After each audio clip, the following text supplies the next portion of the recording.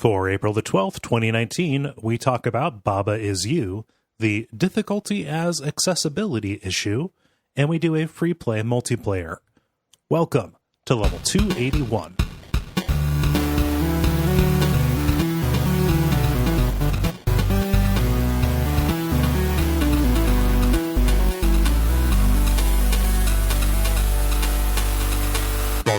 My name is Cole Ross. My name's David Maismith. I'm Jala Prendes. And I'm Ben Merkel. And you're listening to The Level, a podcast for people who love video games. Hey, Ben, welcome back. Hey, I know. Yeah. It's been a month. Yeah, that's the longest you've been away, I think. I know. I've been going through withdrawal. Yeah. Yeah. We had that phone call, but that was about it. It's good hearing from you again. Yeah. No, I'm super happy to be recording again. Yeah. And it sounds like maybe we have a system in place, so I'll be coming back on the rigs. So. Think so, yeah. Yeah. Hey. We can talk about that afterward. Okay. in between stuff. That's a bunch of boring logistics. But how are things up in sunny Seattle? Yeah. It was kind of sunny. Like people joked about saying that I should have came earlier because it started being a little bit more sunnier when I came. Uh-huh. But it's gotten back to the normal routine of being rainy and stuff now this week. So it's I've gotten used to just walking and spitting rain and just accepting that. So that's a weird feeling. So what he's really telling me is that he's moved into the cistern.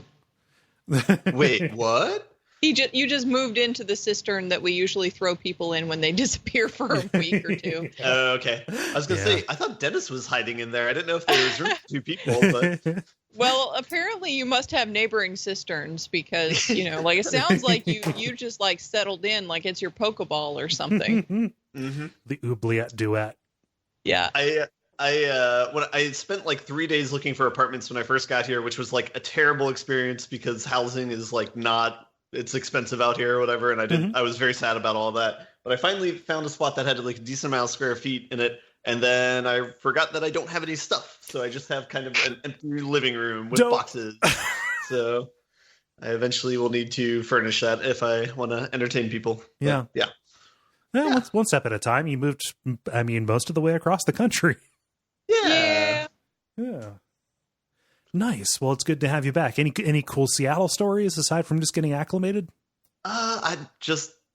I've enjoyed the coffee and I have not enjoyed the rain, so I've had a pretty typical Seattle experience. I think so. Don't carry an umbrella. My understanding is if you take out an umbrella, a bunch of kids on mini bikes just kind of just roll you. Yeah, exactly. Yeah. That's what the tourists do or the new people do. I'm not like that. Yeah. No, being comfortable is for wimps. Yeah. Oh man, yeah, we're kind of in all the corners here. So Ben is holding down the Northwest. David, how are things in the Northeast? Getting warmer, which is always good. Yeah. Anything else? No, not really. Okie doke. Now moving down to South Central, Jala, how are things? How are things looking on that perimeter? Well. We actually had a storm here the other day, so I didn't get to stream this weekend because a giant storm rolled through and knocked off my internet and then also the power for a little bit. It's been a bad time for your internet and power. Yeah, it really has been, and I think that's what's screwing up my PC. So I have it on a battery backup, but then the battery backup has failed when I've been asleep, and then it's just oops. Okay, so. I'm surprised you're not able to hear that from inside your house. Whenever mine does, right. whenever my APC turns off, it's we're gonna just alert the authorities, I suppose. Yeah, it screams. But yeah, actually the good thing about my building is I can blare music as loud as I want to and not bother anybody because nobody can hear it. So yeah. Cool. No, things here in this rough center. I don't know, the Great Lakes region. Yeah, no, things have been good. It's been I feel like most of us talked about the weather, but for me it's apropos. It's been nice enough for me to go out on some trail walks, which is nice. So plenty of those. Got to go swing by some vernal ponds. Where are vernal ponds? I don't know what a vernal pond is. Yeah, no. So I only know this because of a sign. But most of the still early spring ish. Not a lot of leaves out. But I want to go back to these places to see them, at different parts of the year to watch how the forest grows and then dies and stuff like that. But apparently one of these, it's like the most let's say productive spawning area for amphibians in Ohio. Something like that. So a vernal pond is like a temporary wetland in the woods that pops up just because of all the snow melting and stuff like that. But it has no fish in it because it's just a temporary pond that's only there in the spring and early summer. And all the frogs and salamanders, they decide, fuck yeah, this is the place, this is the time, and they just go into each other. And you go by and I don't have like a decibel meter, but like it is incredibly loud with all of these frogs and salamanders just loving life. Well, the thing about it that makes me laugh is that for a minute there, one of the various times you said the word salamander, I swear you said saladmander. And then like my brain went elsewhere and you lost me for the rest of it until we got back to the loving life thing. And I'm like, what? I'm sorry, salad. Is that called vegan sniping? Maybe. No, but yeah, it's been nice to get out into the woods and walk by some creeks and stuff like that. So, Cole, would you ever take Greta on a walk with you? I think that she would be. It's hard to pin her down because I had some contractors here the other day to do a job that they said they could do, but then when they looked inside my walls, they're like, yeah, we can't do this. But JK, later, bye. I didn't have to pay him, so it was fine. But no, like they were here and she bolted like the second they came in, but she has an automatic feeder. And I was like, okay, how's this going to work? Cause she's back hiding in a closet or something. The automatic feeder goes out and I watch and like, she is scared of the strangers, but she is not so scared that she will delay a meal. So she has her priorities in life. Yeah, so like she slunk out like right past those guys who were checking the walls and stuff, and like she would take a couple of bites and then she would look up at me. Her eyes were like as big as saucers. They were just all pupil because she was just real anxious. And I'm like, oh, I don't know how to help you with this. I wish I could help you be less scared, but I don't know. It's not like I can like have contractors come over every day. She doesn't get it. She doesn't get that way around family, but. You just have to, act like you're guarding her, right? Maybe, yeah. That's right. That's why I stood by her because I was just curious to see how this would go. Yeah, no. So she, in some ways, she is very brave. She is not really afraid of any place of the house, but she also doesn't go outside. Like I can go in and out the front door, and she does not. She'll just kind of stay there by the threshold looking out. So I think if I slapped a harness on her and took her outside, she would be climbing up my leg. Yeah. She's a good cat, though. Mm-hmm. Yes. And that's my story. So now that we have you back, Ben, I think that we have the permission to do the regular kind of show.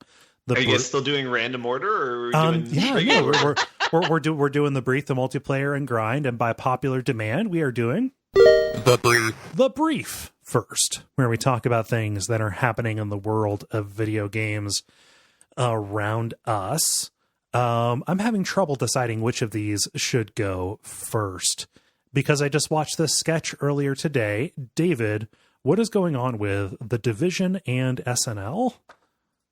Yeah, so SNL made a actually kind of bizarre skit, parodying the Division 2 and how aggressively talkative the NPCs tend to be. So basically a guy is, trying to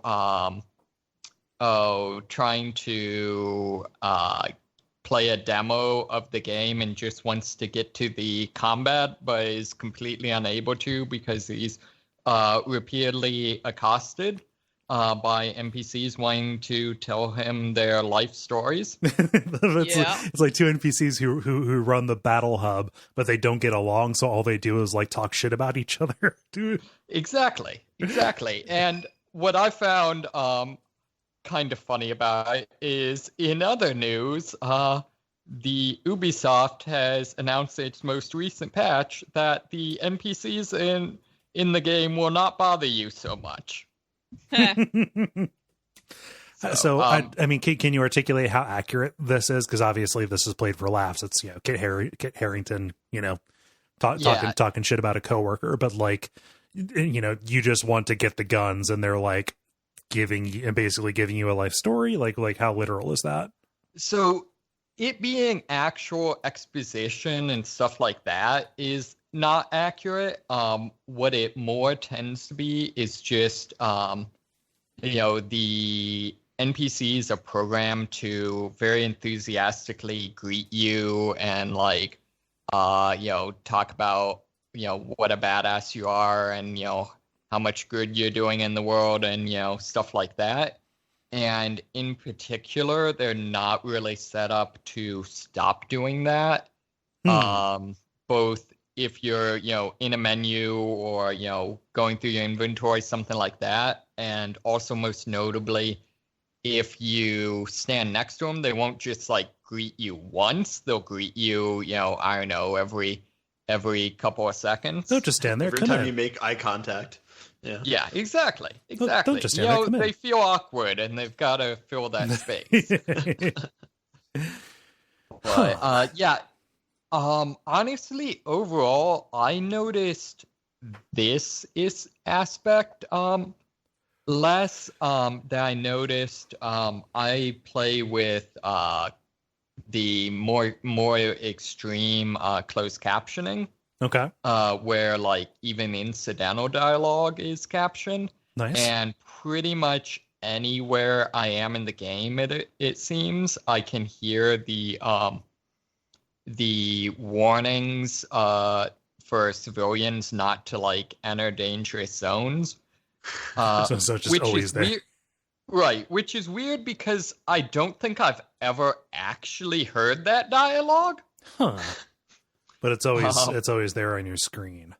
Huh. Right, exactly. Although I do have to say, one kind of highlight, just weird, ever-present dialogue is all of the factions have various propaganda recorded for them that they'll play, and all of the hideouts have their own radio station that a lot of them, you know, tend to be very, very entertaining, and you know, it just, you know, it being the post-apocalypse, you know, half the radio messages are, yeah, this is some band I don't remember, but it's pretty good.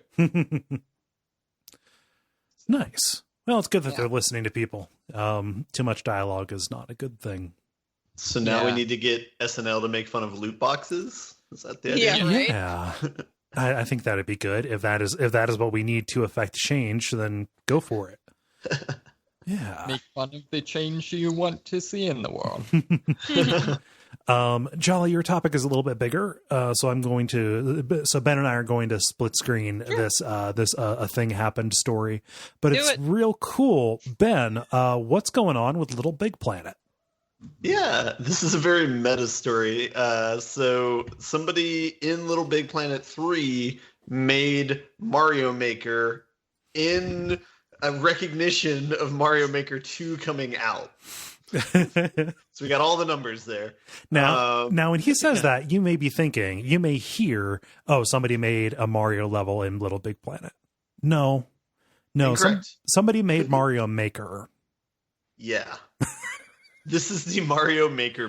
It's like if you make a man a Mario level, he'll play for a day. If you make him a Mario Maker, he'll play for the rest of his life. Well, if you give a man a Mario Maker, he will make a level. If you, I don't know. This breaks down. It's too recursive. But they released a video of one of the persons like making a level and then playing it in it.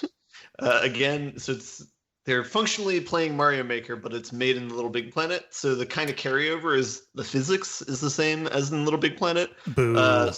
Yeah, so that looks like a little like kind of slidey and a little bit weird, which kind of I never really thought about it, but it's kind of like the secret sauce of games is like the physics and like how they do some of the things like that. Yeah. Absolutely, yeah. No, Yeah. the jump arc in Little Big Planet is not the Mario jump arc.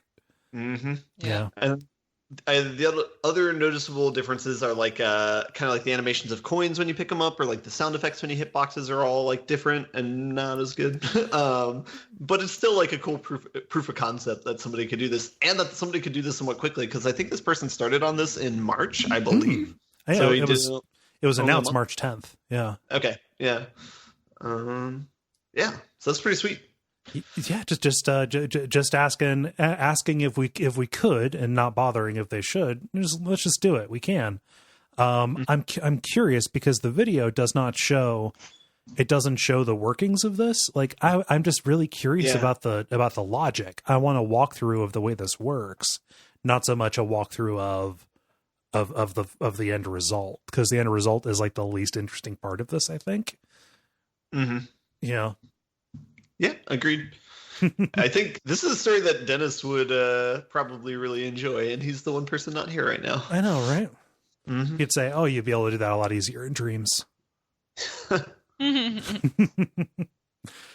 don't know. No, this is top of mind because we're doing that. We're doing that live watch out for fireballs. I'm talking like G-Man. We're doing that live WAF about creative games, and so Mario Maker is something I've been fucking around with recently, and this really stuck out to me. Yeah, and Mario Maker 2 is going to be great. Yeah, it's coming out in like June or July, I think. Something like that. Yeah, be on the Switch. Yeah, and finally Jala. So yeah, I don't know if you know how much of a hornet's nest you're thwacking. Oh, I know it's it's a big deal, but right, well, I'm still going to bring it up, and we gonna talk about it a little bit anyway. Okay. Well, so what hornet's nest are you whacking? I will present what the article says, and then we can have a hopefully brief discussion about it. So now that Sekiro is out in the world, I came across an article, one of many, about game difficulty being an accessibility issue. And I wanted to bring it here to talk about it. So there was a Forbes article that proposed that Sekiro needs an easy mode in order to allow it to be more accessible to a broader number of players. The gist is that difficulty is a relative term, and that there's an accessibility specialist named Ian Hamilton who works with devs about accessibility issues and contributed to the Game Accessibility Guidelines document, which I didn't even know it existed, but it apparently is a thing to help devs understand, how to make their games more accessible. Anyway, this guy said, difficulty is what you experience as a result of the balance between your own abilities and the barriers that the game presents. Accessibility is about avoiding situations that may arise due to disability or other factors that result in unnecessarily excessive difficulty for players. Now, Greg and I were having a kind of delayed timing discussion via voice messages last week about this exact subject. Mm-hmm. He was saying that he just doesn't have the hand-eye coordination nor the time to get good to play things like, a FromSoft game, like a modern FromSoft game, although he would love to be able to.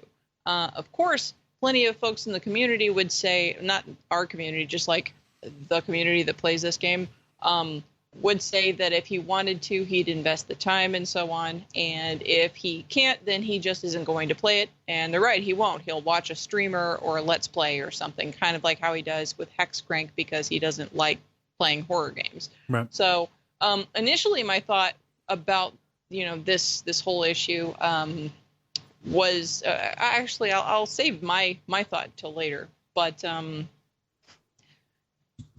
the article talks about options in general, that all options are accessibility options, that there isn't an accessibility option. They're all options are to make the game accessible. Mm-hmm. And that difficulty mode is something that requires players to make an important decision without full knowledge of what they're getting into. So the devs need to be clear about what the options do.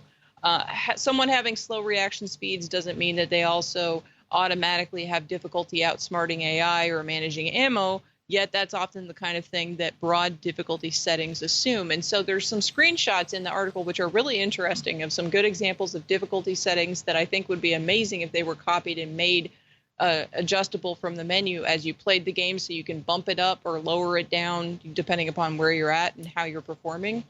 You know, the games that they cited were things like Way of the Passive Fist and FIFA 19. Way of the Passive Fist, for example, there's slider bars for enemy strength, encounters, combo mastery, and resourcefulness. And for FIFA, it's CPU, sprint speed, and acceleration, shot and pass error, and shot and pass speed.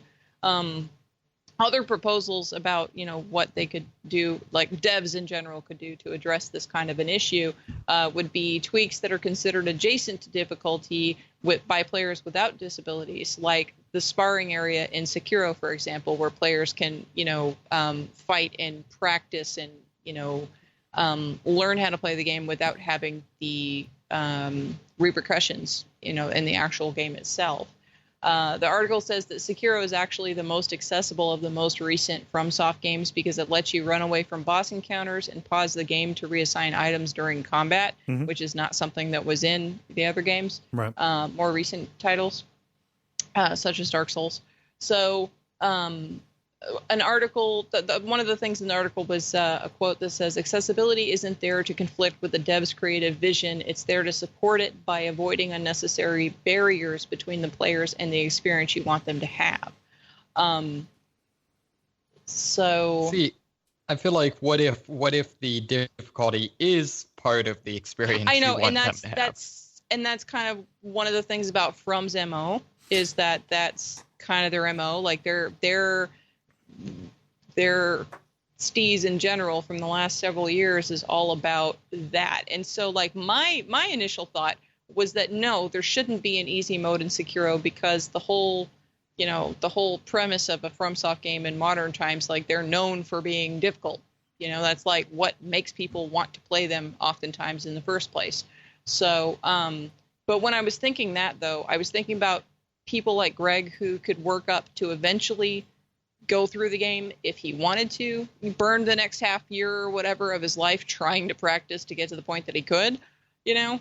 But I wasn't thinking about those who have difficult, you know, different physical challenges that make it too difficult and literally cannot play the game. Now, the thing is that I do think that it's excessive to have a high barrier to entry, but to play devil's advocate, games can be made for niche markets, you know, like that Vizinov where you date girls that are actually tanks. Like, okay, that's a decision on the part of the producer and the developer to make something that's for a niche market. These people who like these really, really difficult games or what have you. Yeah. You know, our current culture is about making everything accessible to everyone, though. So it's not the current trend to make something that isn't for everyone. And in the case of the tank game, anyone can play it. It is accessible to play even if the content doesn't strike a chord with the player. But when I was little, NES games were so difficult, and it wasn't even talked about, you know, back then about the difficulty. It needs to be more accessible. Or nobody cared. Like they just let the kids play the game forever and ever until they honed their skills to get good at the game to be able to beat the game, you know. And it was not a big deal. However, society and the gaming development, you know, stuff has come a long way since Mario, you know, like first Mario. So, you know, that's why it's like, I don't know, I'm kind of like, you know, I can see both sides of the argument here. So I just wanted to throw it out there and see what you guys thought. Yeah. Good. Oh, I was going to say, I think it's something that probably shouldn't be forced, because like the case that I'm thinking of is like maybe if there's like a small team of like 1 or 2 people and like, you know, they have like next to no money and they need to release a game and they just don't have time to add certain features, then like it shouldn't be forced upon them, but it should definitely be like I guess applauded when like a game company does like make something that's like completely inclusive. Like shout out to like Naughty Dog, for example, for like having a very inclusive thing. Shout out to like Nintendo for having like casual modes or like chill modes on like a lot of their games that are coming out now. I think Yoshi's, the most recent Yoshi game that came out, there's like a chill mode where you just like press a button and he just floats through the level and you don't have to do anything. And it's like, and so it's, I mean, that's great if you just want to experience the game without like, if you know there's something that's prohibiting you from playing the game. So yeah, I think that's kind of where I fall on it. We talk about this a lot. The first Sekiro episode of Bonfireside Chat just came out, so I don't want to repeat too much of that, because if you want that, you got to pay. No, I don't want to repeat too much of that, just because it just that was a discussion, and I especially don't want to represent anything Gary says out of school. Yeah, this is difficult to separate from toxic discourse. In terms of, I have not heard an especially compelling argument for why modular difficulty mitigation options takes away anything from somebody who wants to play the game, quote, as the developer intended, in the normal mode as things are. I don't see an argument for why that makes why somebody else's experience being better makes anybody else's experience worse.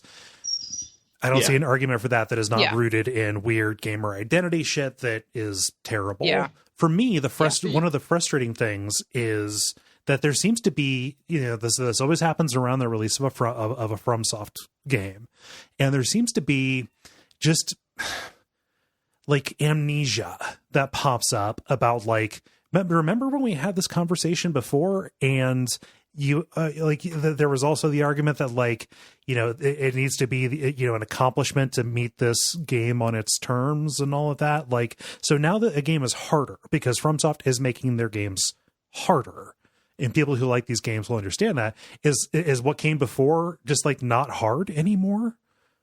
Is this only a one-way ratchet? Is FromSoft going to be the person who defines what difficulty is and should be? And will those define what accomplishment means? Things like that. And the frustrating thing, again, about the amnesia is that there have been difficulty mitigation things before, whether it's, grinding for levels, whether it's getting better loot, and those things have kind of been taken away. Also, as the bosses add more phases and all that kind of stuff. And to say, first off, that what somebody is asking for with this from an accessibility standpoint, to say, oh, what you want is an easy mode.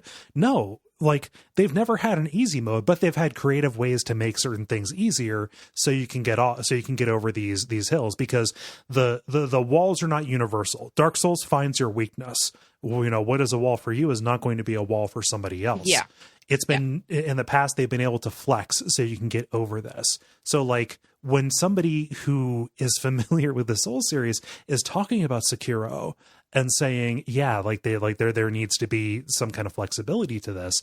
I haven't seen one person outside of a headline kind of summarizing or catching eyes actually say, hey, this needs an easy mode. What I have heard is people actually asking for a creative solution to this problem that FromSoft is kind of like painted themselves into, a way out of this corner that FromSoft has painted themselves into by doubling down and kind of becoming a parody of themselves, So I do not read bullshit difficulty as being, your artistic vision. And especially if you're saying, oh, it is their vision for it to be bullshit difficulty, there's nothing they can do. You're saying this company is not creative enough to make it to make a better game defined by, it creates more joy for people, Yeah. That argument had a lot of assumptions baked into it. I didn't mean to go as in depth into that as I did, but this is a conversation that animates me, and I really think that boiling it down to should it have an easy mode or not, it just overlooks the nuance that is actually brought in. And when you look at this article on junkie.com, all these developers are kind of not just making suggestions or armchair quarterbacking, but talking about things that they have done in their own games to make it to make it more accessible, to make it so that, when this game finds your weakness, you can experience more of it while still having the feeling, while still having, engaging with the systems as they stand. Yeah, and that's really why this particular article is long. It's a very long article if you go look it up.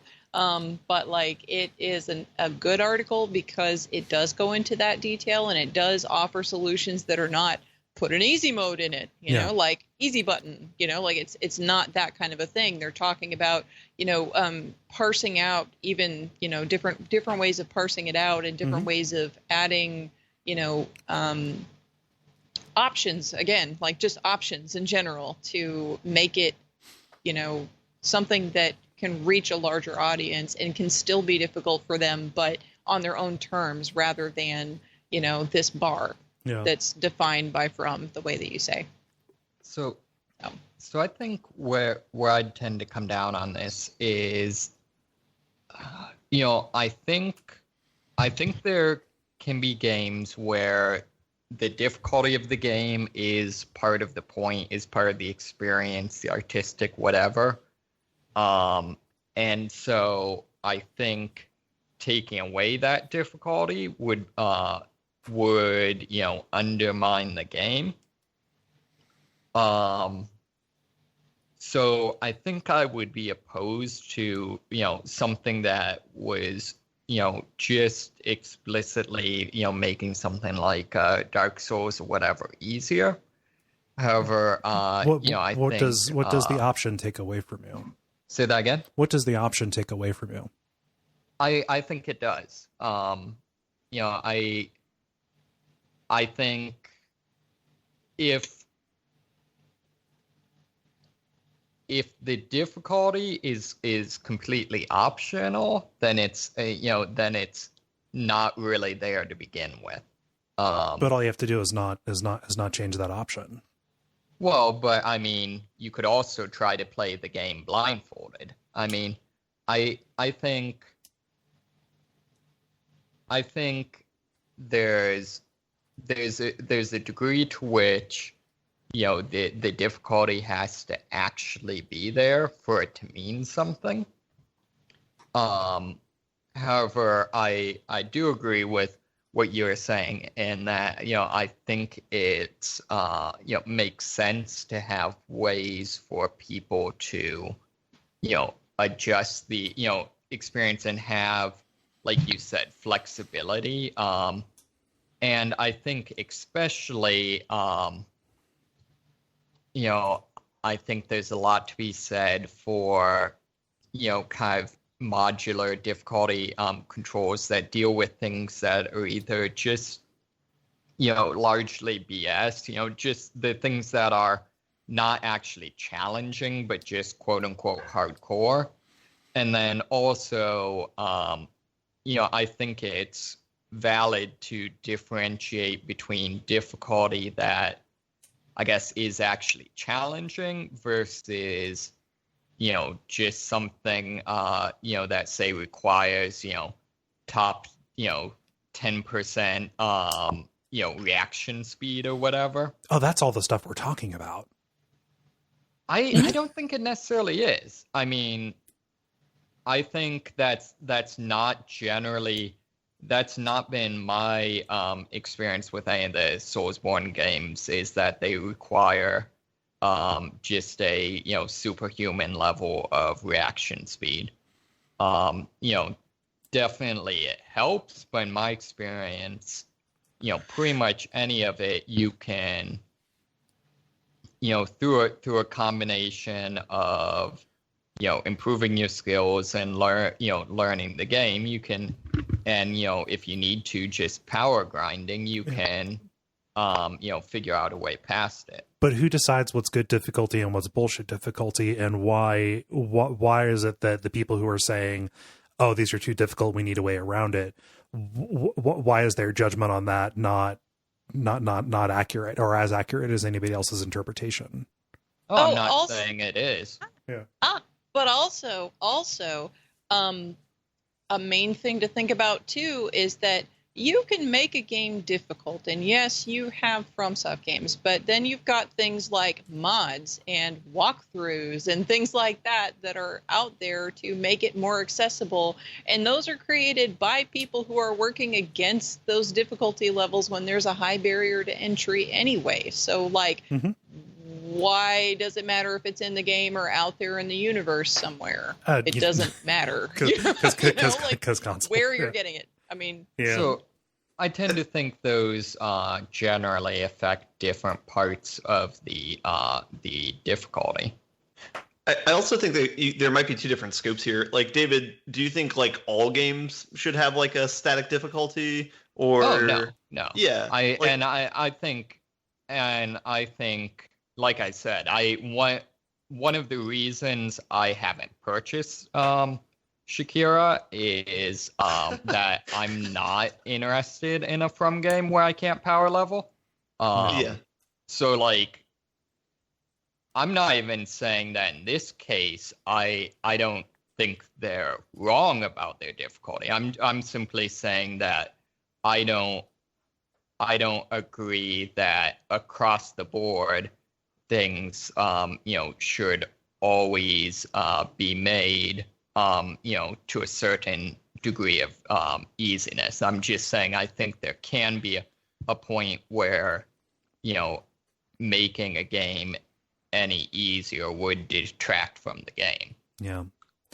I think the important part is that developers are just conscientious of what they're doing, and so if they are totally. Because one example I'm thinking of is in the game The Witness. There's two types of puzzles, like one that rely on having not be colorblind, and one that relies on like audio puzzles, so having like good hearing. And like John Blow talked at one point in one of the videos about like trying to consider other options, or like how they could kind of get around that sort of thing. And like they were at least exploring how they could have puzzles and still like have colorblind people be able to solve them and that type of thing. So they were at least conscientious in their design, like, because I think it's I think we kind of have the similar opinions, where I think overall, like, as long as people are conscientious and you can change difficulties for things, that's good. There might be a edge type game where people are conscientious of that it's not accessible, but they still want to make a hard game because that's like their enjoyment, or that's their like niche market, like what you were saying, Jala. And I think that can be okay as long as they know what they're doing and they say why they want it that way, I guess. But yeah. And I think for most most games, one, I definitely agree with the argument that I think a big flaw in a lot of games is making the difficulty be a just an arbitrary setting, rather than specific to the thing. I know actually in both Shadow of War and Fallout 4, I would have actually liked to have more of the difficulty, but there were certain BS features that were innately tied to the higher difficulty, like disabling fast travel. Yeah. Well, we just talked about this with RE2. Like, I would love to have the save system of hardcore mode where you have to find the ink ribbons, but not the crazy resilience of the zombies that comes along with that, or the resource scarcity. Yeah.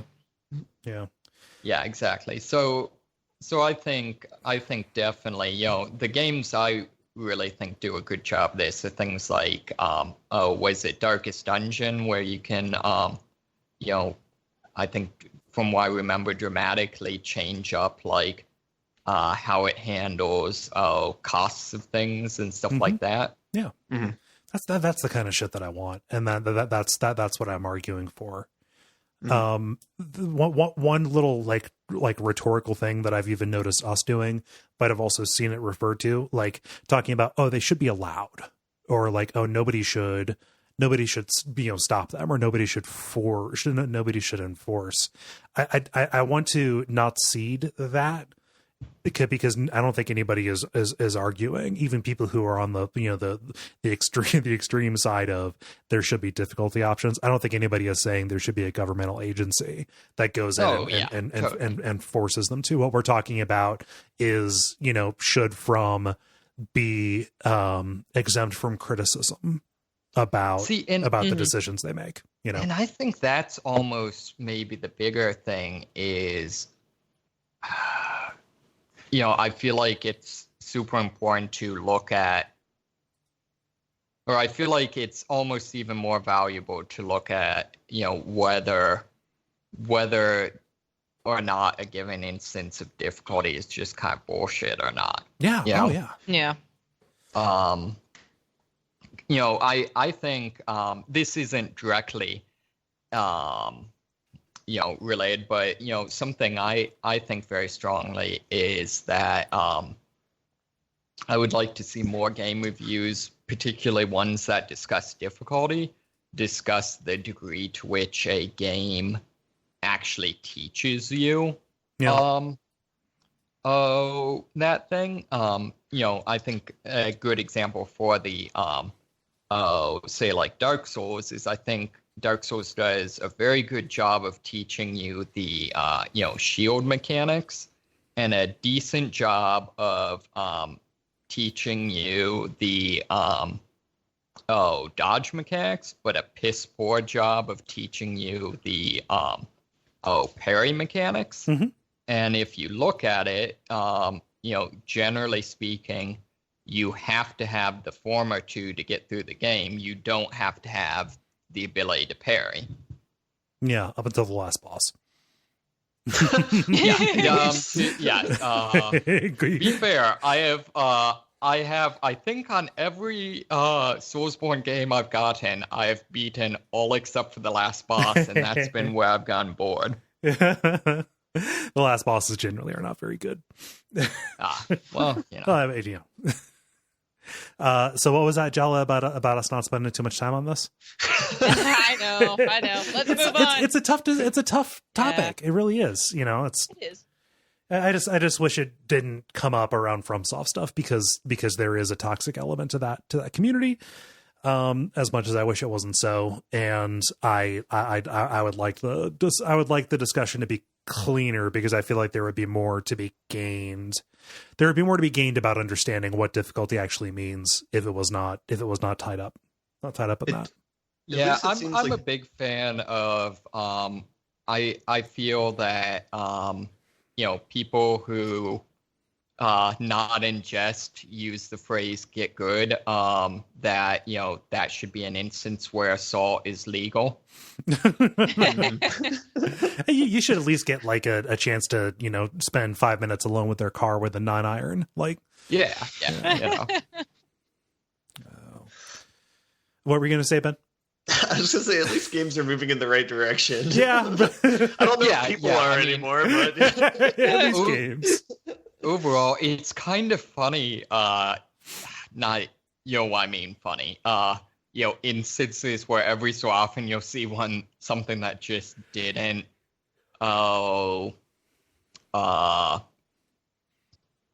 did not work. I have a friend who's completely colorblind, and she started some German language software. Oh yeah. And it immediately starts with like, let's learn the letters or the colors. What color is this? It's like, oops. I mean, it's just a cruel German joke. They're actually trying to teach you German culture. Multiplayer. Now it is time for the multiplayer, where usually we ask you a question and then you answer it. However, this week we are doing last week's free play. So this is where we take it and we turn it. Then you ask us a question and then we answer it. So I will get us started here with Roop, who says, is there a subject, concept, etc. that you feel can't or should not be turned into a video game format? Ooh, I have one. What do you got? Somebody in the Abject Suffering channel linked to what is apparently a series of games for the PC from the 90s that was about running German concentration camps. Don't do that. Yeah. Don't. Like, yeah, you can they like a concentration camp can configure, like, like a Wolfenstein game is fine. And I think that I have no mouth and I must scream, but maybe don't make it the one where you're running it. That's I have a little bit tasteless. hard time thinking of a scenario where that's even like a super fantasy scenario where it's like, oh, you run the set up the concentration camp, and then that makes a, I don't know, Wolfenstein level that you can go kill the night. I can't even think of a completely nonsense reason where that would be a good idea. No, I was taken aback. I was like, I had no idea such a thing existed. I don't know that I should have been surprised by it, but yeah, it was a bummer. So don't do that. I didn't mean to immediately Godwin's Law this question, but anybody else have one? Like, not one that tops that, but Right? I mean, okay, I got nothing. Okay. I think one for me would be, I'm a big proponent of I guess I'd say like the idea of reverence, by which I mean like, even if you don't agree with a important thing, understanding the proper value of it. Right. And I think a game that didn't do that, whether it was a belief I cared about or not, would very much not sit right with me. That's your problem with like Rockstar games, right? That's yes.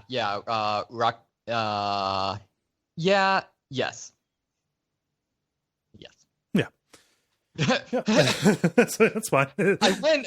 I added like 5 more syllables to that sentence than I needed to, but yes. Yes. Just like a Rockstar game. Okay, I'll move us on from there.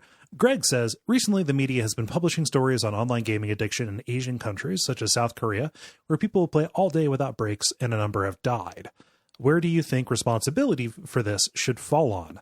The parents for not controlling their kids, the cafes for allowing it to happen, or the government for not taking action in trying to help this, quote, lost generation?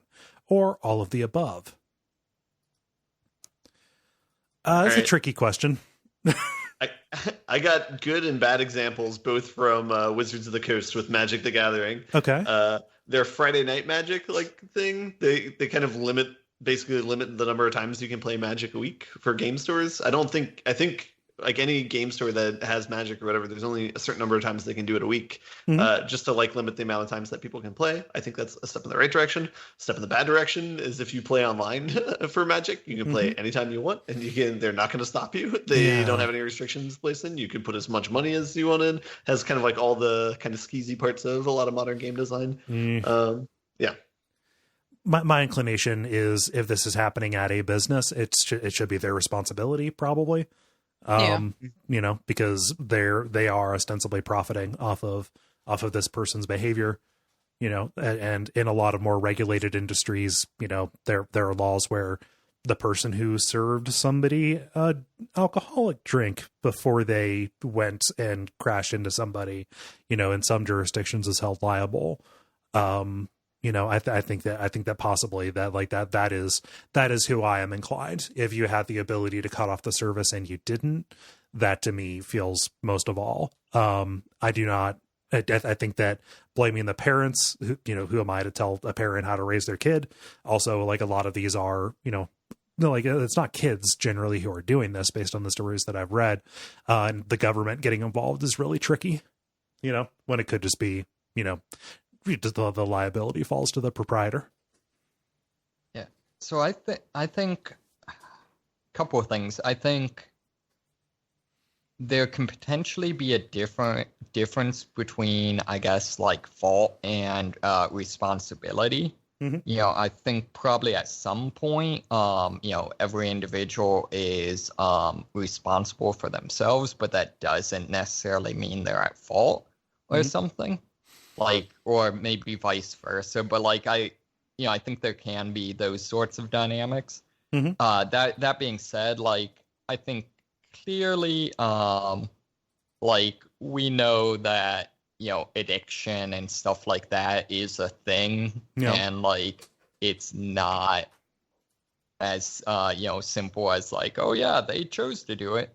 So I'd say I think some of it's look at who's being predatory in this situation, and I'm not saying any given person is. I'm just saying I think that's a good metric. Yeah. The other thing I think that's actually a good point here is with the government, maybe not so much that the government needs to get involved to regulate games, but maybe the government needs to be looking at like, why are games the only meaningful thing these people have in their lives? Yeah. Yeah, it's a societal. You're talking about like it being a larger societal issue, a cultural societal issue more so. Although, that being said, like when I say culture, I don't mean like it's the South Korean culture. I mean like the dynamics, the dynamics of what's going on in these people's lives and how they're trained to think and feel about everything. I mean, like that plays a major part in, what pressures them and what gives them release and how they end up in these situations. I mean, like, different cultures also seem to kind of get addicted to sometimes similar and sometimes, very disparate things, know? Yeah. So, like right now on the news, it's all the opioid epidemic and stuff like that, that kind of a thing here in America. But, so the opioid epidemic has taught me what feels like a useful term, which is deaths of despair. Right. Yeah. Totally. Deaths of, alienation. Right. And that I think is a broader topic. I don't know, maybe than even government should have. Like it is something that is extremely concerning. Yeah, I think this is maybe me a little bit soapboxing, but like I think one of the things I feel like a lot of like pundits miss about some of this stuff is I feel like one of the big problems in society is kind of the powers that be not actually taking happiness seriously. Mm-hmm. And, with that, I feel like a lot of the people I hear talk about that, those sorts of things, don't understand like true despair or depression. It's like, I'll hear a lot of, in the US, it tends to be more the conservative side of things. I don't know that it's necessarily innately that, but that's how it tends to be right now. Mm-hmm. Kind of talking about like, oh, well, things aren't going to be, you're not going to be super thrilled and happy-go-lucky all the time. It's like, no, these people are talking about like questioning whether they physically have the capability of experiencing happiness. Yeah. Like, it's an illness. Actual despair is something different. Yeah. Wow, we got ourselves a real upbeat episode today, huh? Yeah. Yeah. Was there anything else about that, or should I move us on? Sorry. No, that's fine. I think it led to that, which is I think going back into depression and addiction are real, actual things. And in a way it's complicated, but in a way it's really simple. It just involves basic compassion and believing somebody when they tell you something about themselves. Totally. Yeah. Darus says, I'm sorry if I'm mispronouncing your name. Darus, this one is for Jala. Which one is your favorite Shining Force character? Both playable and NPCs. I'll love to hear you talking about why this is a game you like so much. And then I think the kitty smiley face. I think that's what that is. Yes. That is a kitty smiley face. Yeah. Okay, so like that is a bigger question than I have time on this podcast to do, especially since we're already running kind of long. I will say that in the like my two favorite Shining Force games, like first Shining Force and then the Shining Force 3. And my favorite characters in both tend to be the centaurs, centaur knights specifically, not the bone knights so much as the centaur knights, and then the mages. I love them to death. My favorite in the original game were Dao or Tao, depending upon how you want to say her name, and then Ernest. And then in the third game, I absolutely loved Antares, and I can't even tell you why. I just really love that character. And I don't know, like there's a lot of really, really great mages in that game. So it would be kind of a toss up for me to figure out which one I like. I also like Poppets a lot. Poppets is a character who is a beastmaster. He's a little kid with a whip, and he can like summon creatures, and he is badass. So I like that character a lot as well. There's actually a lot of like, there are so many characters in Shining Force 3 because it's 3 different Shining Forces split among 3 different games, like separate games that all have an entwined story. So that is a very, very long conversation if we're going to talk about that one. Yeah. However, like I tend to like the centaurs. I tend to like the mages, especially like the characters. Like Arthur is an interesting character. Arthur is a centaur knight who is also has some very, very limited magic, and he's like a weird character because there's no other one like him. And Arthur is a recurring character. Like every single Shining Force game has an Arthur who is a knight, a centaur knight who is blonde, and he always is like a mage knight every time.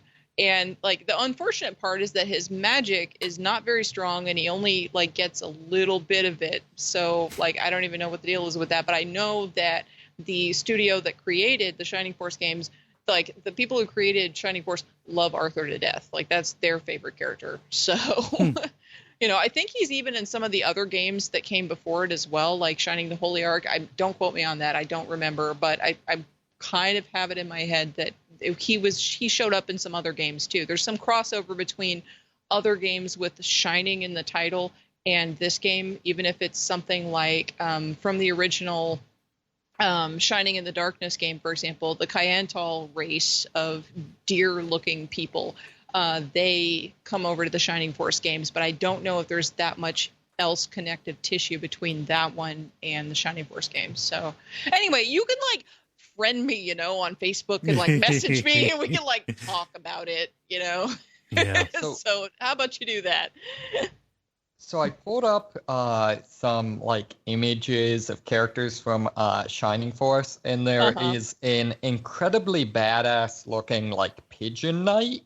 What Oh yes, is the bird knights. Yeah, the bird knights are awesome. Like they suck when you first get them, but they turn into some real badasses later. That especially like they're in the original game, there is a particular fight that you have to undergo where you have to cross a giant bridge, you know, like a chasm, and there's only like one bridge across. There's Pegasus Knights on the opposing side coming to fight you, and they're really, really strong. And then there's also a laser eye. Yes, lasers. There's a laser eye that keeps on like wrecking shop on anything that's on the bridge when the countdown goes down after its cooldown cycle. So it can be a very difficult fight, especially if you don't clear out the Pegasus Knights and then get your flyers across the bridge to start working on taking down that laser eye. But like that's like a very good reason to have the bird knights. They have a definite place, although they'd have also definite weaknesses, as you may imagine. So, you know, I like all the characters and all of the classes in Shining Force to one degree or another, though. So like I can talk about that forever.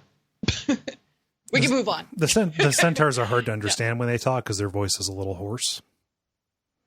I'm not even going to say anything about that. Okay. There's a throbbing in my temple, Cole. Sorry, it's been a while since I said something and my dumbness welled up. So yeah, I mean, it could be worse. Could be the mules. They're all half-assed. Oh God! Please move on. Okay. Oh geez, we're only going to get through like 2 questions. Let's see. Alexander says, you can step into the world of one game and have a debate with one character to try and change their mind. Who do you talk to and what do you try and convince them of? I got an answer. Okay. I'll say Mass Effect 3 Morden, and I'm not going to say what it is because I don't want to spoil it. Yeah. No, fuck, now I'm sad. What is this episode? Sorry. All right. No, it's fine. My question was nice and cheerful and all talking about happy things. Yeah.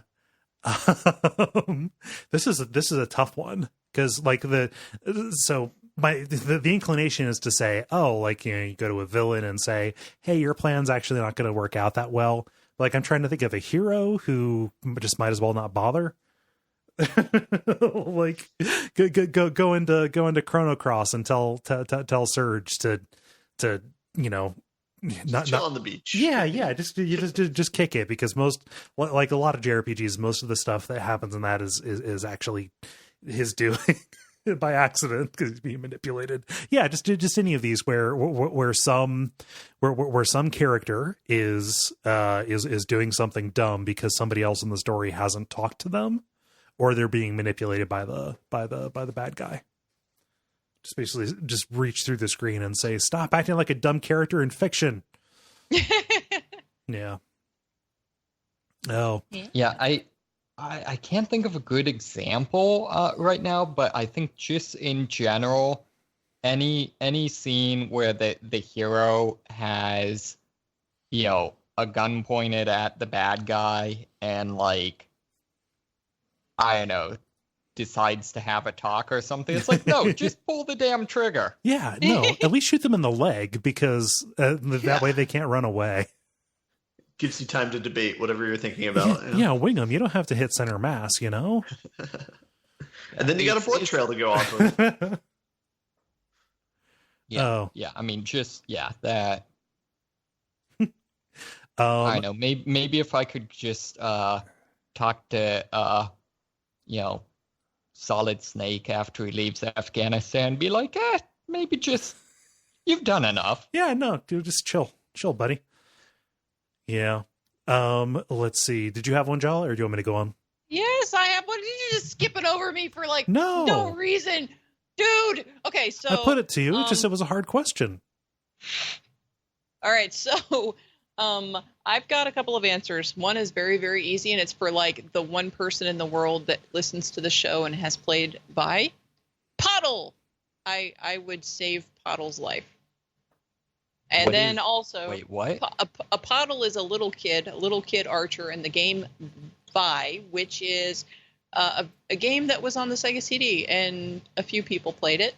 It's from Working Designs. I went back and I watched some of the cutscenes. Boy, is it some trash! But at the time, it was great. Anyway, and then the other thing, it's actually kind of funny because it got ameliorated in a later version of the game.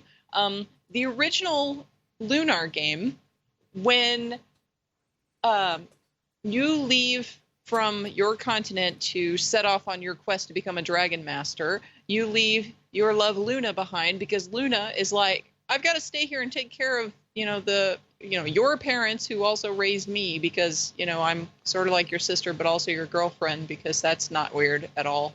And anyway, she just leaves, and there's this whole tearful goodbye scene where she's like, the world beyond these shores is so dangerous. You have to come back to me. All this other shit. It's like, oh, so sad. And I was crying my little eyes out. But when I played this game when I was like a preteen or whatever I was, and so I would have changed that. But then in the later versions of the game, she goes with you, and then she still gets her ass kidnapped. But anyway, she did. She went with us, and it was interesting and different, and not like the original game. And so that was ameliorated, and then she still got kidnapped. Yeah. Because fate, I don't know. Yeah. Anyway. Good, because damseling. Yeah. Yeah. So I'm only going to do one more because we've been going for 20 minutes. We should do another free play cleanup sometime. Yeah. Yeah. Yeah. But this one is near to me. Spencer asks, what do you consider the most important traits of a good cat? For me, it's soft, doesn't mind belly rubs, and not an asshole. Then Mike Eaton says, so a dog then? No, that is not the answer we're looking for.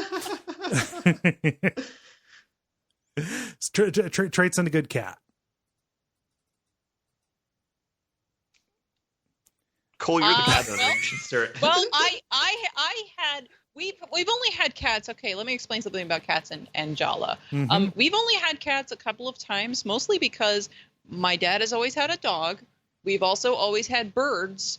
And then we've also most of the time had fish. Right now we have all three of those. So, and a lizard. So right. There's no way we're going to have a cat in the house. However, there was one point in time when we had a cat, and we had a cat when I was really, really little, and I don't remember it very well. And then we had a cat for several years, along with a couple of dogs and some birds. But the cat lived outside, not inside with, the birds, so it was okay.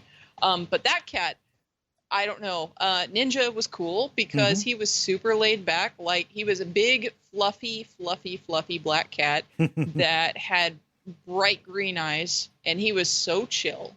Like, you could flip him upside down. He'd just be like, "What's up?" You know, and like, you know, he would come to the driveway and wait for me because he heard my car down the street, and he would, you know, come and sit and wait for me.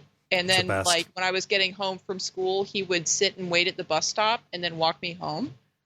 And like, he, you know, he would walk my boyfriend out to his car and sit and wait. Like, he was like this little gentleman cat. He was like the best cat ever. And then one day he disappeared, and I don't know. I would like to think that he just up and moved, but I know that's not what happened. No. Anyway, you know, he was a great cat. So very chill. I like chill cats. Yes, agreed. Does anybody else want to answer before I just say something good about Greta? All right, I'll say. Oh, go ahead. I think you know, I follow the advice my father once gave me, which is a cat is just a dog with a personality disorder. Yeah. Depending on the cat, sometimes that is very true. Depending on the dog. Yeah. Yeah. All right. I think my traits in order of importance are wants to cuddle, doesn't have to cuddle, and doesn't shed. That's good. Those are good. Yours is actually really close to mine, which I was going to say. Greta? Yeah, Greta. But I mean, Greta. I got very pretty great cat named Greta. No, I think I got very lucky with her because she is both independent but also social. Which mean, you know, I mean, except for when she was in heat for that month and it was fucking hell. You know, wanted to cuddle but didn't have to, and you'd mostly just kind of follow me around the house, but just kind of wanted to be in the same room. I think that goes a very long way. Mm-hmm. This kind of comes up and says hi throughout the day as she's doing her patrols. It's good. So, yeah. Sorry, everybody, we didn't get to yours, but I will be squirreling them away, and we will do a free play cleanup here soon. Yeah, thank you, everybody, for writing in with your questions, even if we didn't get to them. If you want to participate in these in the future, look at facebook.com/the level podcast and watch for them to go up, the prompts to go up on Monday afternoons. Thank you, Jala, for putting this up. Yoo-hoo! The grind. Now it is time for the grind, where we talk about the games we have been playing over the past period of time or so. Ben, you've been away the longest, so I want to hear what you've been getting into. Yeah. All right. So I'm going to try and remember them all. I have a good number under my belt, but we'll see if I can hit them all. So the first one, I think I played this back before I moved, was Gorogoa. Oh yeah. Yeah, this is like an indie game. It's not a long game. It's a puzzle game, and I think we've talked about it on the podcast before. But the premise of the game is there's basically 4 panels that you can there'll be like pictures in each one, and you can slide the pictures between panels. And the goal of the game is to like line up the pictures so that some interaction happens. So, for example, if there's a picture of a street with a car on it, and then there's another picture of like a continuation of the street, and you put it there, then the car might travel across the 2 pictures, and then you do something else with the puzzle. So it's like a lot of that type of thing. It's a very unique game mechanic, but the game itself is only, I played it and beat it in 1 hour and 15 minutes. So it is a relatively short game, but it's it's an interesting experience. I think it's really fun and really beautiful. I would say it's probably the sweet spot for it is it's like a really solid $5 game, maybe. For me, at least, is how I value it. But I haven't seen another game quite like that though, so I thought it was a very unique game. So I like that. It's like a way artsier framed. Yeah, that's a good way to describe it. That's an excellent way to describe it. Yeah. I played this on mobile. It's a really good fit on iPad, but I know it's on a bunch of other stuff. Yeah, I know it's on PC since that's where I played it. But yeah. Anyway, I don't have too much to say to that. It's a pretty short game, so there's not too much to talk about without spoiling stuff, I guess. But there's not really much to spoil. It's just a pretty game. So, yeah. All right. The other game I've been playing, which I've started about half a month to a month ago, and I've been playing all month, is Baba Is You. Oh, dang, yeah. Have you guys heard of this game or talked about this game in the last month by any chance? We haven't talked about it. I want to play it very badly. Okay. Yeah, so, every time I open up Steam, I'm greatly disturbed by the grammar of its title. So the premise of this game, it's pretty interesting. It's a Sokoban game, which means that you're basically on a tile grid and you can move stuff around as a character. So it's kind of like Pokemon, but that's the main mechanic, is you move stuff around in this grid that you're in. Mm-hmm. And the premise of this game is that the rules of the game are laid out in text on the board, and you can move the rules around and you kind of reshape them so you can kind of change the rules of the game on the fly. So one pretty consistent rule that's on most levels is Baba Is You, and so there's a little character that's apparently named Baba, and Baba Is You means that you control that character. However, there's going to be other words on the screen like rock and warm and float and like attributes and ises and hases and all that stuff. So you can move, like if I move the word rock over and change it so it then says rock is you, then I am now the rock, and I can move that around, and that is my entity now, and I can and so the point of the game is to solve puzzles. There's always like a win condition as well, so there's usually going to be something on the board that says something is win, like flag is win is a typical one. And what that means is if whoever you are by the rule set, are on a flag, then that means you win the game, and it gives you a congratulations message, and you go on to the next level. And that's malleable too in some levels, where you can change what the win condition is. If you just have Baba Is You and you also make Baba Is Win, then you just win the game. You just win the game wherever you are. So fucking clever. It sounds really, really good.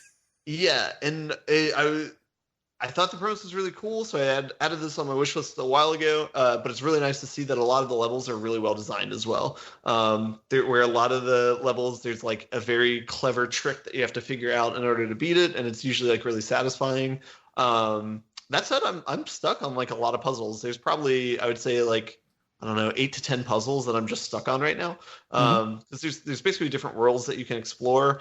And there's one really clever system where, so say if there's 9 puzzles in a world, the game developer will set it up on a 3x3 grid, and you'll start in the bottom left. And after you solve that puzzle, it'll unlock the puzzle to your right and above you. And the exit might be on the top right grid. And so it's basically giving you a lot of options of how you can get past the world. So if one puzzle just happens to not click for you and you can't get past it, there's ways around it. So I thought that was a really cool mechanic that I haven't seen in a lot of other puzzle games, especially like, what is it, Steven Sausage Roll, where it's like, nope, you have to beat this puzzle if you want to continue. So I definitely appreciated that. And then it does a good job too of each world kind of introduces a new mechanic. So I think I mentioned a couple of them. Like there's different attributes that the game will have. Maybe perhaps one small criticism is sometimes it doesn't fully explain how an attribute works, or it might take you a while before you figure it out. So that's maybe one kind of pain point. For example, one attribute is there will be there's a warm and there's a melt. So you can say like, door is warm and like key is melt or something like that, and if you push the key into the door, it'll just kill the key and the key's like gone because it melts it, if that makes sense. There's like stuff like that gets added in with each world, so that kind of like develops like what the types of puzzles are, and they do that with each world, and I think there's maybe like 8 or 9 different worlds or so. So I'm still not close to beating the game, but I'm just kind of whenever I'm interested in playing it, I'll just go and pick a world that I haven't played in a while and see if I can figure out stuff with like the puzzle mechanic. And there's, as I said, there's like a lot of unexpected and like fun results of like how to solve the puzzle. There's a lot of puzzles where you can solve it in multiple ways, which is really nice. But the what's really cool too is like it's so open-ended in the program, and the game like supports whatever decisions you make. So I actually crashed the game. Did you make a loop? Well, I made a rule set where keys produced keys. Okay. So and keys move. There's a move attribute, which means it'll just move in a direction and just ping pong back and forth, whatever direction it's going in. And so I had those 2 rules set up. And so every step that I took like a line of keys would move and spawn new ones, and those would all move. And it was just like, so I got through like 5 or 6 steps at first, but then it would be like, I would press the button and it would take like 5 seconds before it would update and my character would move, and then all the keys would move or whatever. And then like, after a while it would like, wait 20 seconds or 30 seconds, and then eventually just crashed. But I was very happy to see that the game was actually trying to figure out all the updates that were going to happen from all these things that I had generated. So yeah, I mean, that was super cool that the game is like a platform for whatever you want to do with it. So probably requires a little bit of good design to make sure that doesn't happen often. But yeah, no, that was really cool to see. Yeah, so I've really liked this game. It's kind of ongoing. I think I streamed it once or twice, so I might continue doing that again in the future. But yeah, anyway, any questions about Baba Is You? So you're playing it on PC? Yep. Yep. Yeah. Yeah. Right. I'm curious. I've not spoken with anybody who has played the Switch version, which is I think the form that I would want to play this in. Yeah, I could see that being very relaxing as well. I think so far I've put 20 hours into it, so I think that's pretty good for a puzzle game. So nice. Yeah. And then I think it's the last game that I've been playing since last time I've been on is I started playing the game Celeste last week. Oh dang, Celeste is good. Yeah, it's one that has been on my radar. I think IGN gave it like a 10 out of 10 when it came out like a year or two ago. Mm-hmm.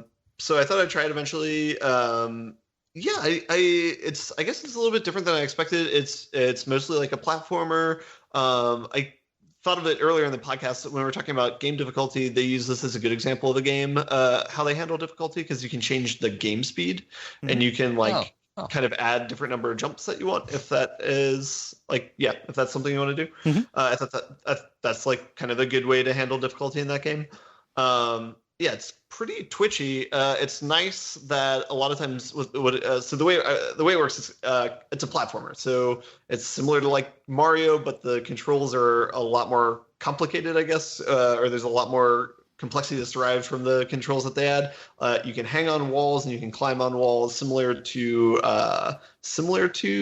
was it Hollow Knight, but not exactly the same. The fact that you can climb up's different, mm-hmm. And you can just wall jump if you want. But then on top of that, there's a double jump. But the double jump goes in whatever direction you're aiming the joystick, which adds a lot of complexity to it. Mm-hmm. And then what other mechanics are there? There's other mechanics that get introduced in the world where there's like things that you can interact with. Like, for example, there's like orbs that will send you in a direction if you jump in them, and there's things that will refresh your double jump, and so and that's kind of where the other complexity comes from. And so the way the game works is it'll give you a scene that you kind of have to get through, and then once you get, and that's kind of saves your progress, and this is how they do checkpointing. Once you get through that scene, it'll carry over to the next scene where there's a next like set of platforming challenges, and then you can try and get through that. Mm-hmm. And then a couple of times they'll have very long scenes where the camera will just continuously pan over, and you have to get through, like a lot of challenges at once, which is always very frustrating, but also very rewarding once you finally get through it. So I've put only about 3.5 hours in this game, and I think I've done all but 2 of the chapters. So I've done like 5 of the 7 chapters or so, mm-hmm. something like that. It's not a very long game if you don't do like the challenge stuff. Yeah, so that's an interesting aspect too. Is like their version of collectibles in this game is they have strawberries, so it's kind of like the harder platforming challenges. You can go and try and get those. I've kind of gone half and half. Like some of them I've gone for, but a lot of them I've just been fine with saying like, I think I know how to do that, but I don't want to try that. So I'm just going to keep going. They also have like a cool thing in the game too, where you can turn on a speedrunning clock. So if you want to do a run through of the game, it's built into the game for you. So you don't have to do have any software over on top of it. I thought that was really cool. And I think the world record's like something like 20 some minutes or 30 minutes or so. So it's like super low, but yeah. And then on top of all this, there's a story with the game that I don't know how I feel about. It's fine, but it's like there's like the tone of it's interesting because it's like 2 people who are younger and like a lot of talking about like technology they use, like Instagram and stuff like that, but then also mm-hmm. talking about like kind of like emotional problems they might be going through, like panic attacks and stuff like that. So it's kind of interesting. It's like, it's something that, it's like it's very night and day. You know, there's the puzzle platformer that you play, and then in between that, then there's like cutscenes where people talk to one another like that, and it's weird because they feel very different from one another. Two different sections of the game. There's a couple of good places though where they integrate what's going on in the story with puzzle mechanics that I liked. Namely, there's like a crystal section, if that lands for anybody. But I don't. Yeah, I mean, I like the game so far, but I don't see how it's like a 10 out of 10 game if people have rated it as that. So maybe I've gone in with too high of expectations. But but I still have more game to play. So I'm going to withhold a final judgment until I finish the game. Yeah. It's so I would agree. I don't know that it's a 10 out of 10. It's a very good game though. I think that, you know, for many people, when they rate the game very highly, they are putting a lot of weight into the story and kind of the themes that it is addressing, namely anxiety and kind of surmounting, externalizing the idea of surmounting your inner problems onto the outer world. You know, so I think that for for a bunch of people, it hit really hard on that angle for them, and it landed really well for them. That aspect didn't really work so much for me, but I also think it's an incredibly good platformer that does a really good job of kind of, you know, sometimes like you'll be in the swing of things and you'll go in, but then you'll get to a screen and you'll say, oh, there's no way this is possible. But then it only takes a couple of tries to say like, oh yeah, they gave me all the tools I need to do this thing that looks impossible. And I feel great for doing it. Yeah.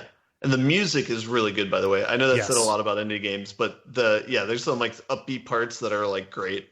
So. Yeah, the Celeste soundtrack is always on at my house. Not always. I play it frequently over my speakers. It's good. It's on Spotify. Okay, right on. So that's all the games I've been playing. I do have a new game that I will be playing probably in the next week or so, but I will wait and talk about that later. So. Okie doke. Jala, I'm curious about the game that you put into the put it into the little chat thing here. What's going on with Cthulhu Chronicles?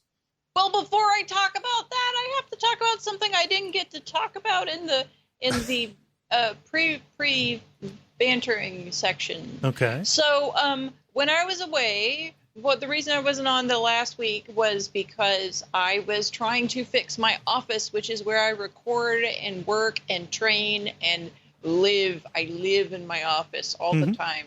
And it's a separate building from the main house. Well, after Hurricane Harvey blew through especially, the ground shifted a lot. And so this little building that I live in it's basically up on cinder blocks. And when the ground shifted, because it's not on a slab, it screwed up the building. It started getting jank, and then the plumbing started to get messed up because it's leaning now in a way it wasn't before. So my dad was like, okay, we need some help to fix this. And you and I cannot level this building by ourselves because he can't lift anything, and cinder blocks are big and heavy. And for me to go from side to side to side of the building, trying to level one side with jacks and move cinder blocks, and then trying to level the other side and then moving back and forth would take a million years. It would take a very, very long time. Yeah. So I was like, okay, well, let me see who I can talk to about that, see if I can get anybody to help me out. So I know a lot of different people of various backgrounds, but I figured that my rucking group would be the best people to ask to do the thing, because ruckers pick up heavy things that are awkward and carry them for fun. They do it voluntarily. Ruckers like suffering, so they also like they do the weight training and the whatever, and they're whatever. So they're the best people to ask for this kind of a thing. So I just posted it to my ruck group, and a couple of my buds that I had known, Devo, who I met during my very first time ever putting a ruck on my back for my first event last year. And then a newer friend, Kenny, and then also new friend, Chris, who I'd never met before. But major shout out to him. He did not know me before and just showed up to help. Well, I found out that he has been a Duckfeed listener for the last year. And he listens to the level. And so he'd heard me for a long time. And then when he saw me posting in the Ruck Club, he's like, oh, okay. Wait a minute. Is this the same? It must be because she was talking about rucking on the podcast. Holy crap. I think I might sort of like run in the same circles or whatever. So I didn't know this when he showed up to my door. So, you know, like I give Devo a hug. He shows up and, you know, he's about to shake my hand. And I'm like, you get a hug too, because you just came over here to work on my building. You know? So like you get a hug and whatever. And yeah, then like when we were doing some cleanup, he's like, yeah, so I've been listening to Duckfeed for a while. And I'm like, oh, cool. Okay, cool. Yeah. So As you may know him on Twitch. Listeners who happen to pay attention to your Hex Crank streams may know him as Harv Scooty McBoots. Okay, yeah. That is that guy with the very awesome Twitch name. He came and helped. So big shout out to him for coming and helping with that. But what we did was we leveled the building, so it saved my plumbing. It also saved my dad from like basically withering and dying because he was already having a hard time just trying to show us what to do. So, nice. You know, that, and then we also rebuilt my patio and my steps. So I do not fall through them because once upon a time the wood was so rotted that my leg went through and I fell and it was wonderful. Oh. So there's photos of the building before and after if you want to see it out on my social media so you can see that. So that's the first thing I want to say. So awesome. Thank you for that, Chris. And Devo and Kenny, although they do not listen to podcast. So anyway, what I have been playing, I played Cthulhu Chronicles, all of it. So this is a mobile game that was free that was recommended by Gary on Unfilmable, which is the new network Lovecraft movie adaptation show. So I listened to the first episode of that, even though I don't think I've ever seen that movie. I might have. I don't know. I have vague recollections of things, but I don't know if it's because I read the book or if I watched the movie or where the impressions are coming from. Yeah. But anyway, it is a free text venture kind of game. The same company also released a Tunnels and Trolls app that I will also play at some point. So that will be cool.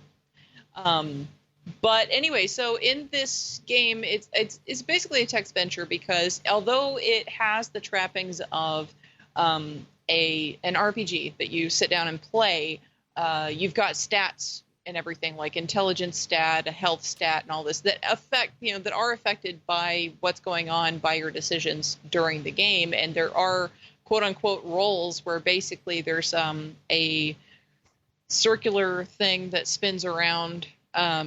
Like a roulette wheel, basically, that will stop and like tell you if you succeed or fail. And I have to say, like, I've been posting every single time on Twitter that I have failed because like the times that I have failed have been like the best because it's like when it looks like I should absolutely not fail. Like, let me show you what it looks like.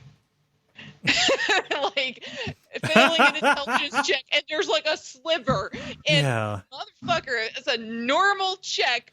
There is like a 1% chance that I'm gonna fail and I fucking failed like, for anybody who's listening, picture a roulette wheel, but every single spot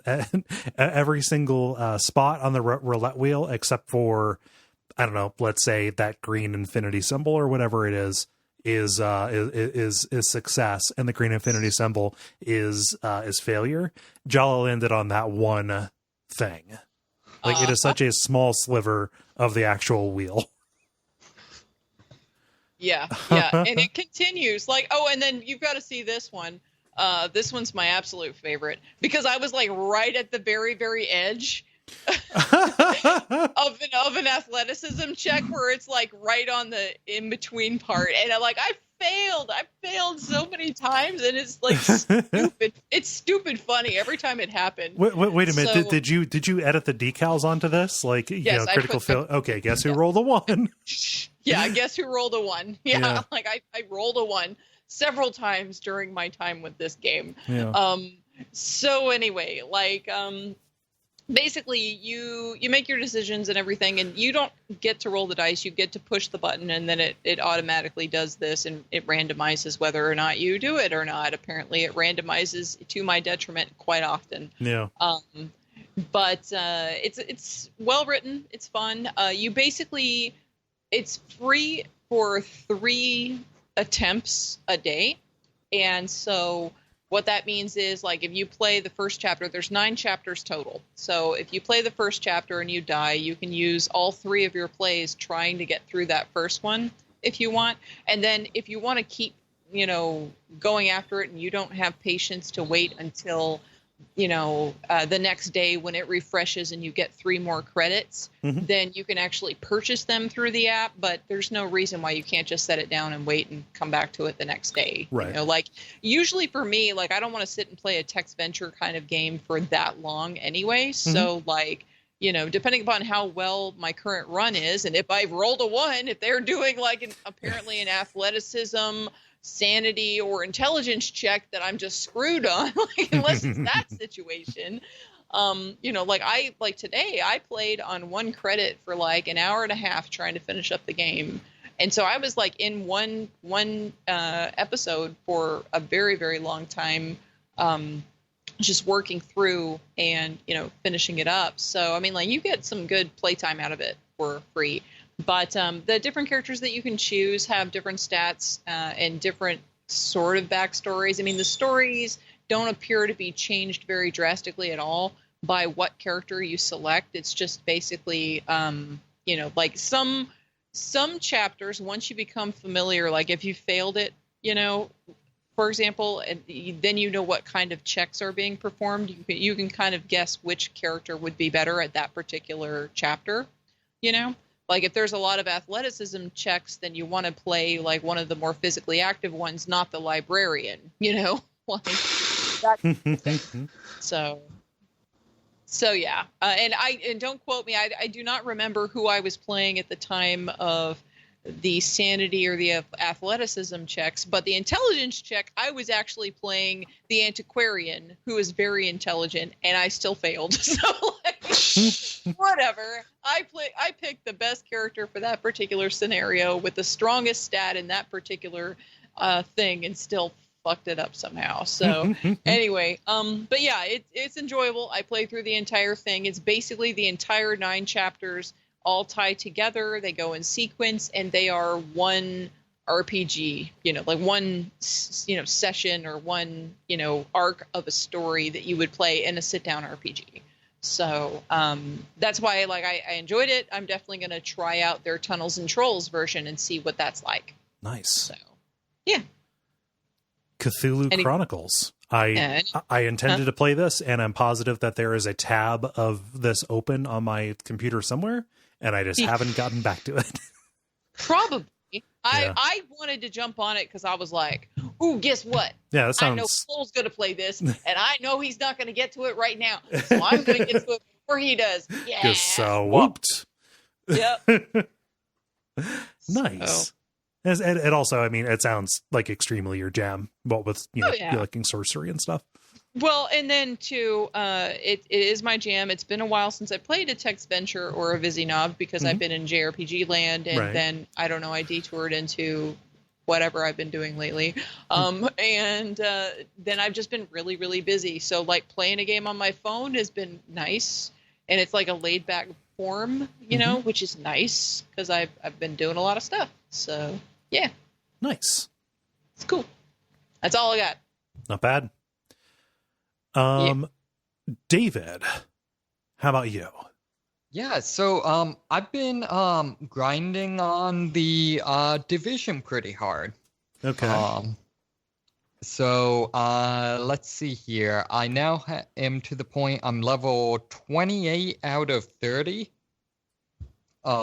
And I have one more conventional story mission to do, and then after that you basically start taking on the actual faction leaders, the enemy factions, and raiding their bases. So, kind of the long and the short of it is I'm almost to the end game. So, and that puts me on just at about 70 or 80 hours. Nice. Wow. Yeah. So, I know nothing about this game. So, like, how many different factions are there, and like, are they interesting? There's 3 factions. Before the end game, there's basically criminals that are taking advantage of the situation, militia members, and then there's a group of people that were basically quarantined and now want revenge for being kind of locked up and left to fend for themselves. Okay. So let's see here. Since last time, I actually tried a little bit of the Dark Zone mode, which is basically a player versus environment versus player mode they have. They, from a plot standpoint, they take place in areas where the virus or various other toxic chemicals are still present, so they're kind of a inhospitable no man's land. Wait, And so is this a zombie game? This is not. Okay. The plot line is basically that some guy creates a weaponized strain of smallpox and releases it in New York, and that kind of destabilizes the world. And so no zombies, just lots of evil people. Okay. But yeah, so it's a lot of fun. This mode kind of, it's one of its big things is because there's no real oversight. You can decide to go rogue and basically play the bad guy and try to take out other players. And as you're fighting, you'll find items that have been contaminated with the virus. So in order to actually get those items, you have to call in a helicopter and survive long enough for it to arrive and airlift the items out. And when you do that, not only do waves of NPCs come after you, but all players on the map are notified of your location. So anyone that's going for more of a PvP route can come after you. Mm-hmm. I personally haven't actually had that happen to any significant degree, but still, kind of makes things more exciting. So, didn't they have that mechanic in the first division as well? Like whenever you finish a mission, you had to wait for a helicopter. So they didn't have that in the actual missions. They did have the dark zones in the original game. Okay. So yeah, this is something they've definitely had before. Okay, so they've iterated on it for this game. Right. Exactly. So other than that, I'm not sure there's a ton to say. I'm still enjoying the gameplay a lot. I really have liked, I've kind of found I think my favorite setup is to use a light machine gun paired with a double barrel shotgun. Okay. So that's, close range. The double barrel shotgun is usually the highest damage output weapon in the game. So that's, really good when you are, suddenly faced with a suicide bomber or, someone trying to close on you.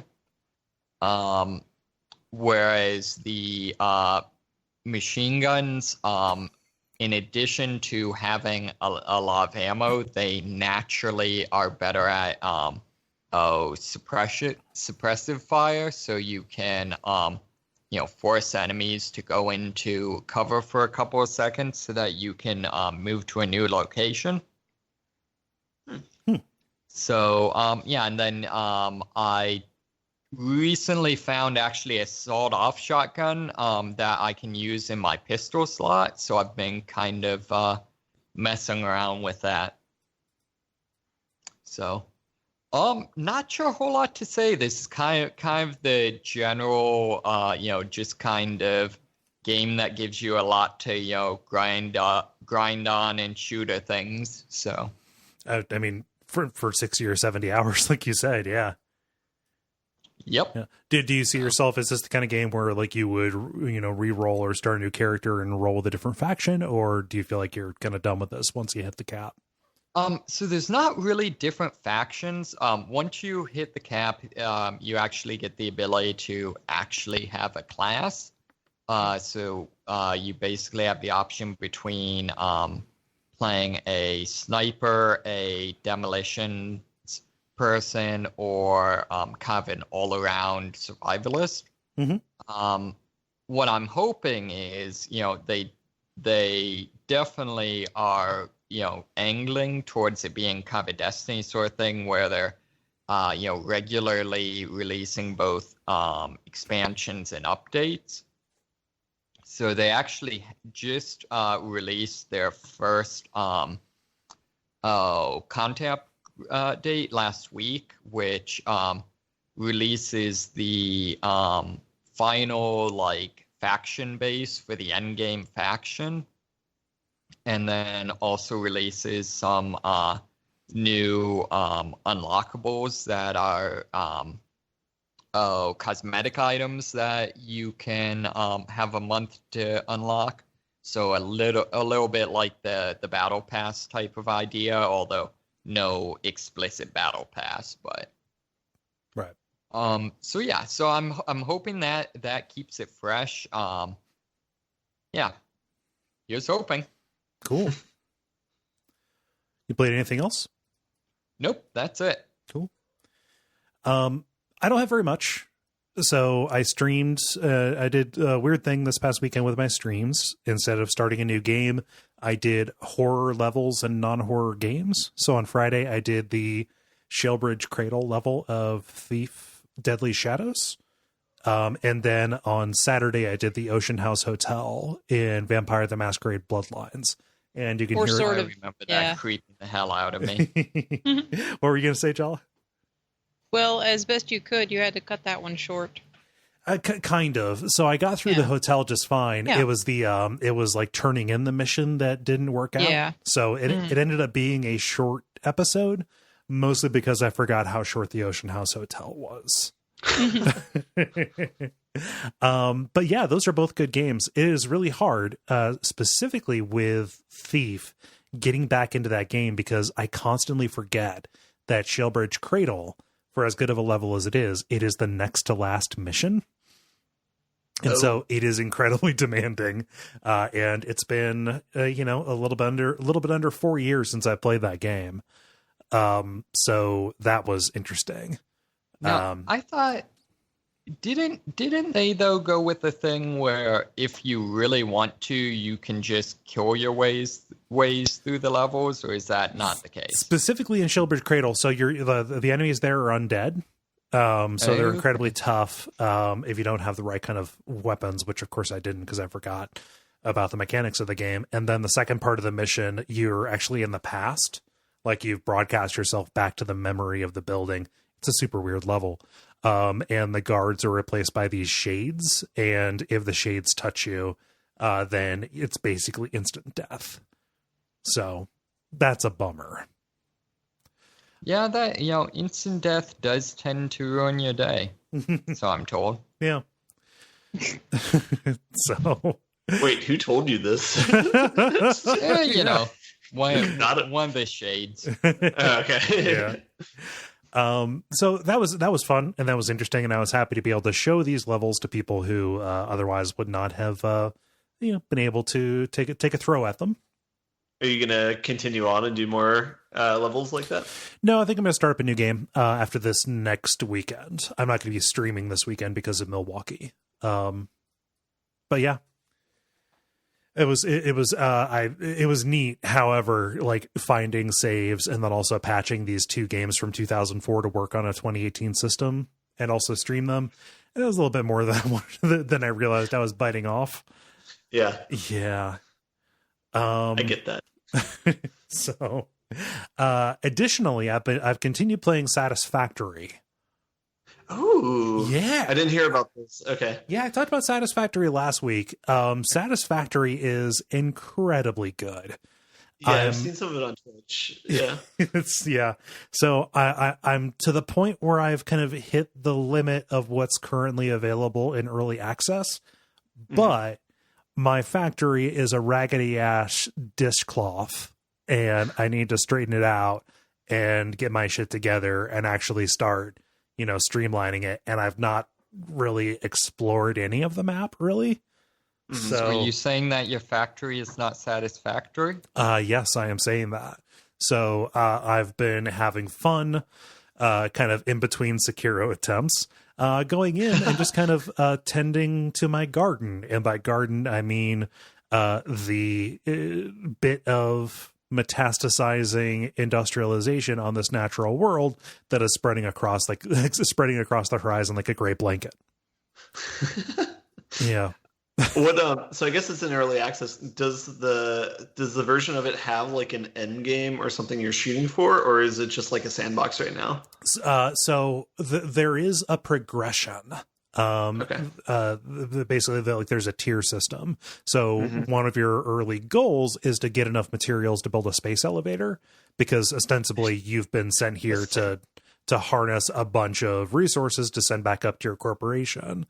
And then every time you meet one of the goals, like the resource goals, it unlocks a new tier, and those new tiers come with new research goals. So you get new buildings that you can build, new resources you can search for, etc. Currently, I think there are 8 tiers in the game, but only 6 are available in early access. Okay. But they have not said like where this is going to top out. And to like tell you like how like where this is getting to, it's like I'm unlocking the ability to create resource splitters, like conveyor belt splitters that I can program to tell like, okay, this will take an input of X number of things and it will sort and send this material this way and this material this way and everything else this way. Okay. Which basically means you can refactor your entire factory to be more efficient and more space, more compact, and also again build it upward. That's going to be the sequel name, is Refactory. Yeah, it's really good. I've had a lot of fun exploring the map as well. There's something really cool where you like the company that has sent you has also sent other people, and they've been not very successful. Like they didn't so much land as crash land. So one of the ways that you can increase your efficiency, you go and explore and you find these wrecked ships. And they're locked, so you have to get power to them, but you also have to bring enough materials to repair it so you can open the door. And inside of these are hard drives with alternate recipes for certain resources. So like they're not necessarily more cost efficient, but like wire is incredibly so wire you manufacture very quickly and you're going to max it out. So copper ore ends up not being very useful. You can take that copper ore and say, all right, I can pick an alternate recipe for something like steel, which makes no sense, but I'm just throwing that out as an example and say, all right, the surplus of copper can make up for a deficit in some other resource that is either harder to get or is more useful elsewhere. Yeah, it looks like a sweet game. I'm holding off until it's like released in earnest, I think. Yeah. But I have no idea what their timeline is. The developer's really active on social media. And yeah, like, I don't know. I usually am in the same boat as you, Ben, but for me, it's been neat, like following the patch notes and stuff. Yeah. So no, I have a similar feeling with the Subnautica expansion that they have out right now too. Where it's like, oh, I really want to play this, but I'm going to try and resist. But I love the original. But you want to wait? Yeah, that's the whole thing. Yeah, Satisfactory is a really good game, guys. Wee. And that's everything that I have. Yay! Cool. You know what I feel? You feel buttons? I feel button. The credit. Thank you so much, everybody, for listening to Level 281. Thank you, Ben, for coming back. Thanks for having me. Yeah. And thank you for laughing. I'm so happy to have pleased you.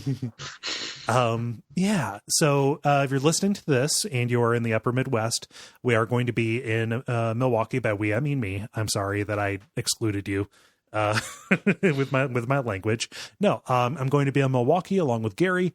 We're doing a live show at the Midwest Gaming Classic on Sunday afternoon at 3 p.m. Saturday night at 8:30 at the 1983 Bar and Arcade, we're doing a meetup.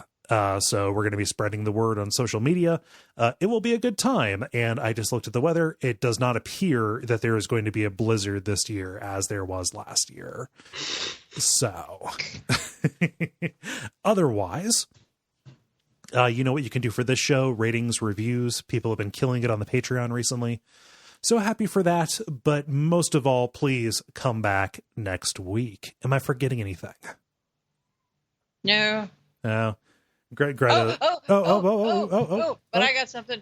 Maybe I might, because I couldn't stream the last couple of Sundays, I might possibly be streaming on Friday night. Okay. Ooh. During your normal Hex Crank time. Yeah. Counter stream. Because he's not going to be streaming. Yeah. Oh, that's right. So it's going to be free. Like, I'm usually hanging out with him in his stream. Yeah. So yeah. anyway, I might be doing that. So like, the day that this comes out, possibly I may be streaming that evening because I'm busy as hell the rest of the weekend. Yeah. So there. No, that's the goal. You don't need my permission or blessing, but I will extend it graciously. Anyway. Well, thank you, Father. Father Ross. Oh. Let us move on. Yes. So I'm Cole Ross. You can find me on Twitter at Cole Ross. I'm David Myersmith. You cannot find me because I am a ninja. I'm Jala in places. I'm Ben Merkel at Merkleby on Twitch. And stick around for some titles.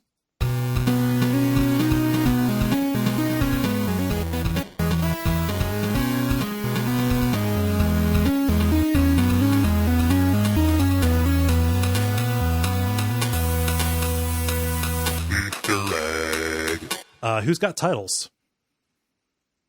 I got a few. Okay. All right.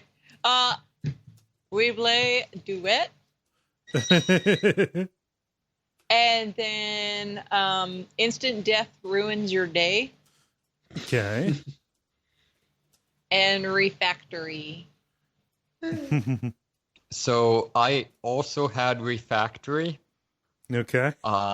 And I had Ruckers Like to Suffer.